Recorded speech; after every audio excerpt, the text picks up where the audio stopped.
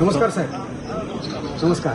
आमची अशी इच्छा आहे की ज्या मुलीवरती हा अत्याचार झालेला आहे त्या मुलीच्या आई वडिलांसोबत आपल्या भारताचे केंद्रीय मंत्री अमित शहाजी यांनी त्यांच्याशी बोलून त्यांच्याकडून आम्हाला आश्वासन पाहिजे. तुम्ही तो पाठपुरावा करावा म्हणून महाराष्ट्राचे गृहमंत्री आणि मुख्यमंत्री म्हणून तुमची जबाबदारी आहे.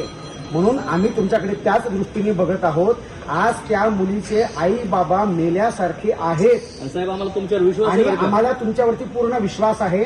म्हणून तुम्ही आत्ताच्या आत्ता सुनेत्रा वहिनींना सांगून अमित शहाजींचं बोलणं आई वडिलांसोबत करून द्या. तोपर्यंत आम्ही त्या मुलीचा अंत्यसंस्कार होऊ देणार नाहीत. त्या माणसालाच आमच्या त्या माणसाला आई वडिलांसमोर आणून त्या आई वडिलांनी ठेचून काढायचे. बस आम्हाला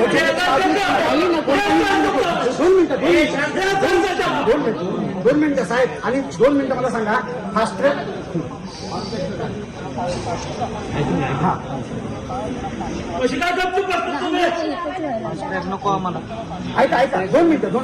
मला एक सांगा फडणवीस साहेब, फास्ट ट्रॅक ची आपली जी काय फास्ट ट्रॅकची केस आहे ती आतापर्यंत आत्ताची आत्ता 2, 4, 8 दिवसात 15 दिवसात कोणाची निकालाला लावली तुम्ही सांगा बरं. कोणाची निकालाला लावली?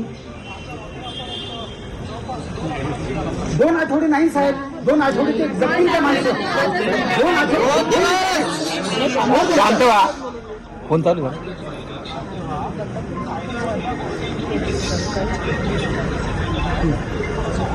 बरं ऐका. नाही ना बरोबर. बरं आम्हाला भडकवून बोलायचं नाही. पण मला एक सांगा, जर न्याय व्यवस्थेने जर त्याला 2-4 शिक्षामध्ये जर त्याला बाहेर काढलं जेलच्या आणि तो मस्त मोकाट फिरतोय आणि असे बलात्कार करत फिरतोय, मग न्याय व्यवस्था तेव्हा काय झाली होती? तेव्हा तुम्ही म्हटले का त्यांना कायदा वगैरे हातात घेतला नाही घेतला?